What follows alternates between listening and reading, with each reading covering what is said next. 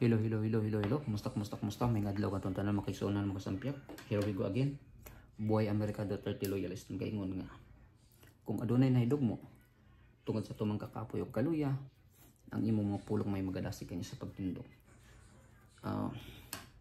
At mga kasampyak, kung saan man kayo sa mundo, sana ay nasa mabuti kayong kalagayan at ang iyong buong pamilya. Mabuhay po tayong lahat. And once again, kayo muli kong inyayahan na magsampyak man lang itong munti kong channel. And time check, it is now 3:30 in the afternoon, 11th of August, Sunday 2024 dito sa Brooklyn, New York. So mga kasampyak, ano bang pwede nating pag-usapan ngayon? Marami tayong dapat itatakil. Unang-una, alam naman natin yung pinaglaban natin dito, yung ating bansa, yung ating bayan. At ang mga Duterte, di ba? Kasi unang-una, sinusupil na yung ating kalayaan, ating mga karapatan, kalayaan o karapatang magtatanong, magpapahayag. Ngayon, delikado ka na. Pwede ka nang takutin, pwede kang kakasuhan or bubuhayin yung nakaraan kung may mga kaso ka. At saka, yung mga binabayaran nila, yung mga social media influencers, lalo na yung mga traditional mainstream media, kung kaya't alam naman natin na when it comes to mga media, yan sila ay based in propaganda lang, di ba? Hindi yan kumikilos pag hindi may hulog, may bayad, parang video games. Ganyan yan sila. Good in propagandist, you know. Kung kaya't tayo, akala nila na at sila ay nambubuhay pa rin sa nakaraan, hindi nila alam or sila ay nagmangmaangan. Alam naman nila na, or alam naman natin lahat na gising na ang lahat, halos lahat ng mga Pilipino, di ba? Pati nga dito sa survey, ang ginawa nila sa survey, instead of yung mga ratings at ratings ng mga high top or mga top official sa ating bansa, ang tinatanong sa survey na pro Duterte ka ba or pro Marcos. Niluloko na tayo nililin lang na tayo At isa pa mga kasampyak, itong number 1, itong corruptions, di ba? May lumabas ngayon sa yung investigasyon ni Marcolita. Believe talaga ako kay Marcolita, kahit hindi siya medyo nagsasalita kasi medyo nag-alinlangan din siya, medyo din siya kasi siya kasama diyan sa Congress. So alam naman mo na for delikadisa or para hindi ka rin mabalingan or kasi pag makalaban ka sa administrasyon ngayon na tambalos-los mga Marcos pwede kang tanggalan ng budget or pwede kang alam mo naman na itong mga attack dogs ng mga Romualdez, mga Marcos, itong Congress ngayon. At dito sa Senate, nakikita natin na pati si Chis Escudero umaatake na kay Tatay Digong nga. Sabi nga wala daw nagawa si Tatay Digong for 6 years na about sa flood control. Sinabi ni Inday Sara, mayroon na feasibility study about that pero hindi pinunduhan. Ganun. Ngayon, ito si Chis Escudero medyo naghihimod puwit sa mga Marcoses. Ginawa lang siyang bartender, ginawang waiter. Doon, inagawan ng parang bata, inagawan ng inumin. So, wala siyang isang salita. Lang siya, kung kaya't nilagay siya dyan para magiging attack dog katulad kay Trillanes. At before, kalimutan ko yung unahin natin itong expose ni Marcolita. Yung about sa, sino ba yung head or chairman ng ngayon? Comelec. Sino ba to? Check ko muna para hindi po magkakamali.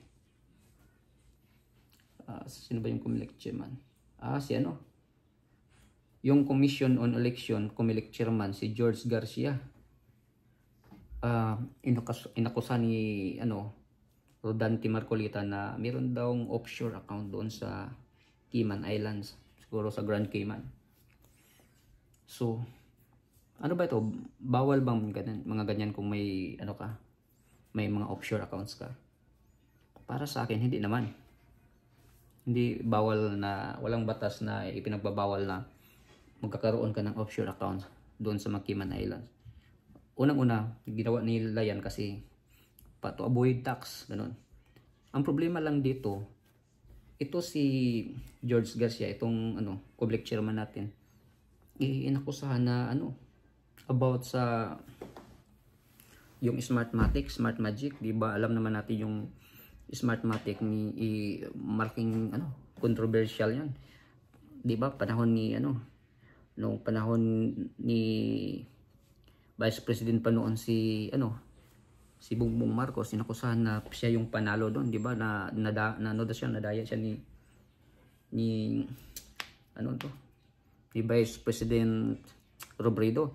Tapos ngayong presidente na siya, inakusahan siya, sabi nga ni Glenn Chong na nandaraya daw yung asawa ni kasi nakipagkuntsaba sa Kumilik sa Smartmatic. So ikaw, Smartmatic, inakusahan ka, tapos itong Kumilik daw kakuntsaba din. So pag ikaw may delikadista ka or may ka, bakit kung ikaw ay nakusahan na may offshore account, offshore account means outside sa outside sa sovereign, outside dito sa sa Pilipinas. So offshore. So ikaw ay nakusahan na may tubang account. So ipaliwanag mo yan, ipakita mo kung saan nanggaling yung pera mo, kung totoo, kung saan yan. Kasi pwede yung magagamit kasi yung offshore account with, sa mga fraudulent transactions. Yan din yung dahilan kung bakit ba itong tinatawag na cryptocurrency is not back up by the government, especially sa US, kasi pwedeng magagamit sa mga money laundering, ganun. Ang ginagawa kasi itong mga, for example, mga investors, mga maraming pera, to avoid tax, doon sila, katulad ng EB7, di ba? Yung EB7, kahit ano naman dyan, alam ko, kahit anong mga milyonaryo, bilyonaryo dyan, yung mga investors sa ating bansa, mga mayayaman, naniniwala ko na mayroong offshore account yan, nandyan sa Cayman Islands. Kasi yan yun ang sinasabing tax avoidance. Hindi naman kasi yan illegal. Hindi naman yan, wala namang batas ng ganyan. Kasi ang tax kasi, sobrang laki ng tax, lalong-lalo na dito sa US. Kahit ako, pag meron akong tinatawag na cryptocurrency or stock market, pag ako na yung mag-profit ng malaki na, doon ko mag-open ako ng account doon sa Cayman Islands, Grand Cayman, ganun. Walang tax kasi doon. So yun yung dahilan. Pero ang problema, pag ikaw ay gobyerno, pag ginagamit mo na yun sa mga illegal transactions, fraudulent transaction, na tinatawag na money laundering, iba na yung dyan, istorya dyan. Kasi pwede mo kasing, para hindi mawala yung hindi ka matrace from hot to cold asset. Kasi yung ginagawa mo, you will convert your hot cash into cold asset. So ang ibig sabihin, yung cash mo ilagay mo, for example, bibili ka ng cryptocurrency, ganun, tapos ilagay mo sa cold wallet. So yan yung tinatawag na cold storage. So magiging cold assets na siya. So hindi walang threshold, trace mark. Hindi ka mahahabol diyan. Kasi hindi ma-prepress yung account mo. Unlike kung pira yan, cash yan, ilagay mo sa bangko, yung mga pag nagnakaw ka, pwedeng ma-hold ng government, pwedeng i-freeze. Katulad ng ginagawa ng account ng KOGC ngayon. Illegal pa naman yan. Bakit nila pinipress yung account ni Kibuloy na account man yan sa KOGC, sa community? So ginagawa nila, pinipress yung assets ng KOGC, yung mga bank accounts, yung mga sasakyan, ganun, which is hindi dapat, karapat dapat. Pero although sa sinasabi ko sa inyo, yan yung dahilan for tax avoidance, yung meron kang offshore account doon sa Cayman Islands, kasi walang tax doon. Ito kasi mga investors, katulad ng mga bilyonaryo, halimbawa meron silang for example na lang, bigyan na natin ng real estate business. Pag ang ginagawa kasi nila, humihiram sila ng pera doon sa bangko, tapos pag mag-profit na sila, which is na sila, yung tinatawag na ano na nila, kumikita na sila, ano, karapatan ay need talaga sila, required sila na magbayad ng tax. So ang gagawin nila, babalik na naman sa bangko, hiram na naman ulit. Kasi pag hiram, borrowed money, no tax at all. Tapos gagawin naman nila, i-diversify nila yung ano nila, yung pera nila, yung assets nila, para walang tax. So ang gagawin din nila, para to avoid din, di ba, may kasabihan na don't put your eggs in one basket. So meron sila sa real estate business, entrepreneurial, mga stock market, gano'n, cryptocurrency.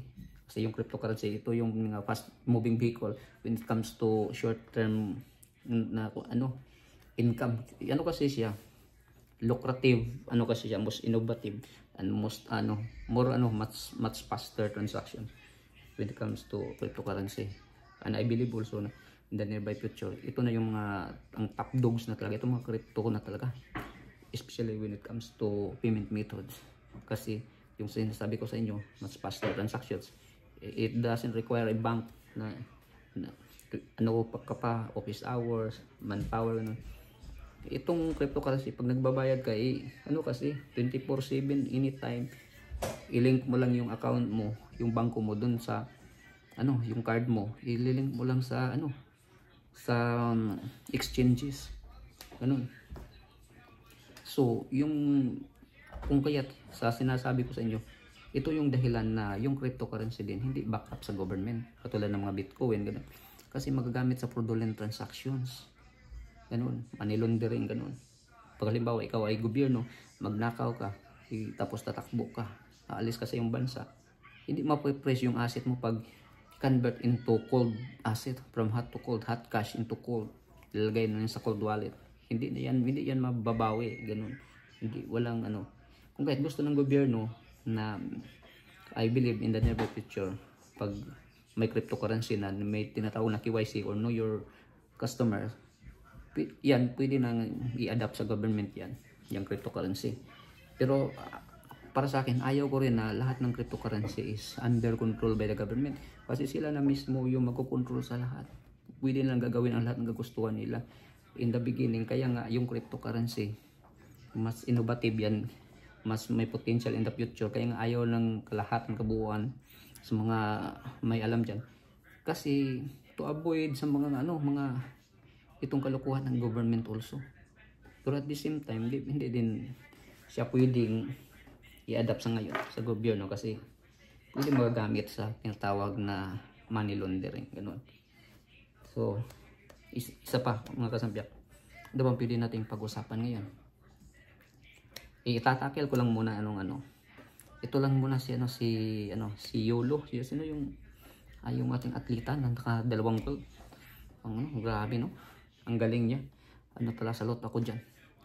Ang lang kasi viral ito, laging daming tumutulig sa daming nag-criticize kay Yolo, meron doon sa nanay niya. Ang masasabi ko lang, meron din sa girlfriend niya, mas marami. Ang masasabi ko lang dyan, sana hindi na lang nila pinag-usapan dun sa social media. Pero kung lumabas na naman yan dahil sa nanay niya, sana hindi na lang nagsalita si Yolo, yung bata, yung pangalan niya, yung nanalo. Or ngayon, pwede nilang gagamutin yan. Pero masasabi ko lang na sana naman sa mga nanay, ito for general, sa mga nanay dyan, huwag natin gawing gatasan yung anak natin when it comes to, ito kasi mindset natin mga Pilipino, yung mga anak natin, pag may pera, kahit ako mismo, ito din yun, isa na may experience. Ako din, nagbibigay din ako sa akin mga magulang. Pero huwag nyo naman gawing gatasan yan, kasi darating din yung araw, tatanda din sila, magkakaroon ng kanilang pamilya. Dapat sila, magiging stable sila. At sa mga anak din naman, huwag nyo namang pabayaan yung mga magulang nyo, kasi lumaki kayo, galing kayo sa kanila. Pagdating ng panahon, tatanda na sila, hindi na sila makapagtrabaho. Responsibilidad natin sila. Balance lang. At sa mga jowa din, huwag nyo gatungan yung mga nyo.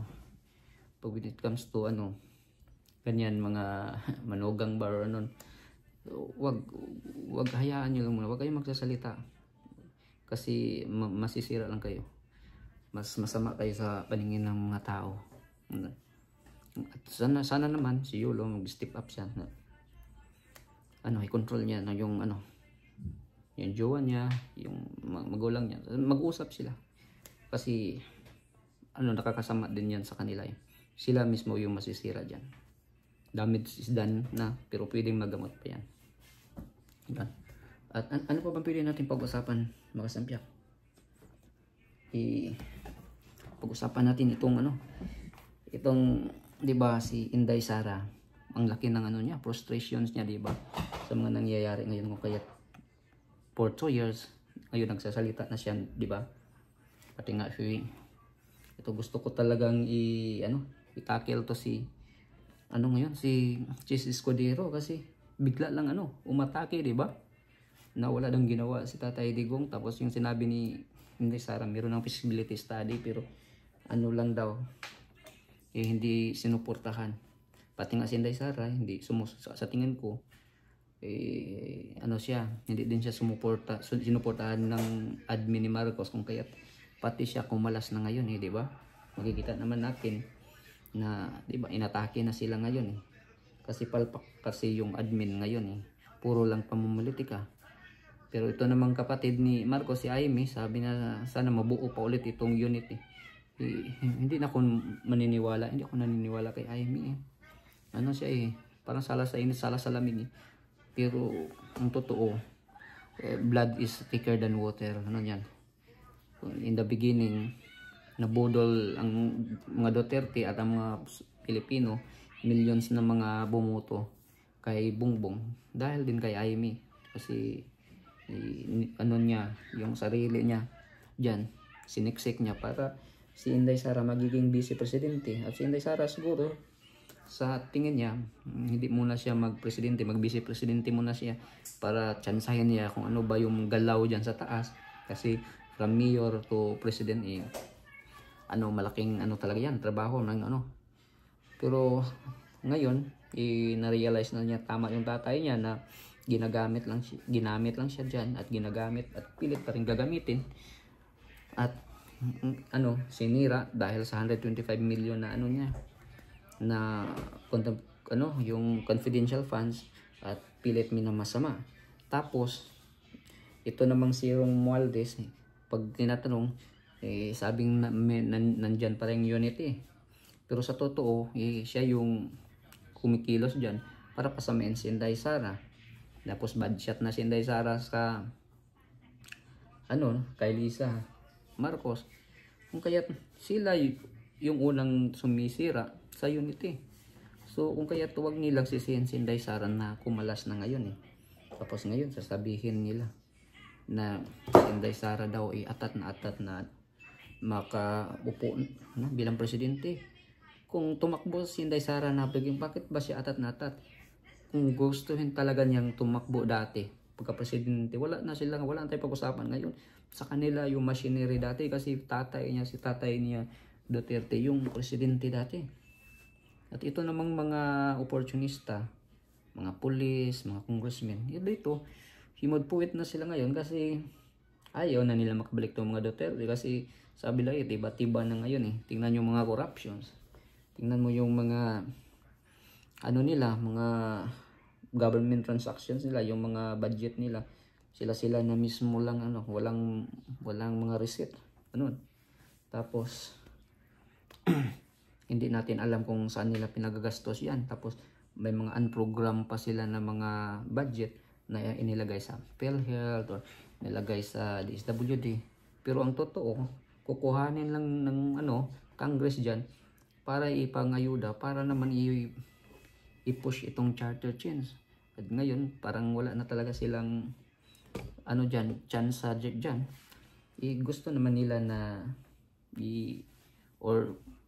gusto nilang kukunin itong ngayon, midterm election, para makapagbuo pa sila ng more numbers, diba?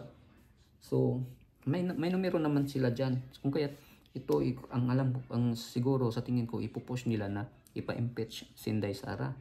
Pero pag gagawin nila yan, yung kalaban nila dyan, yung taong bayan. Kasi itong mga ilang millions, 30 million plus na bumoto kay Inday Sara, sa tingin mo, ano yan, papayag yan.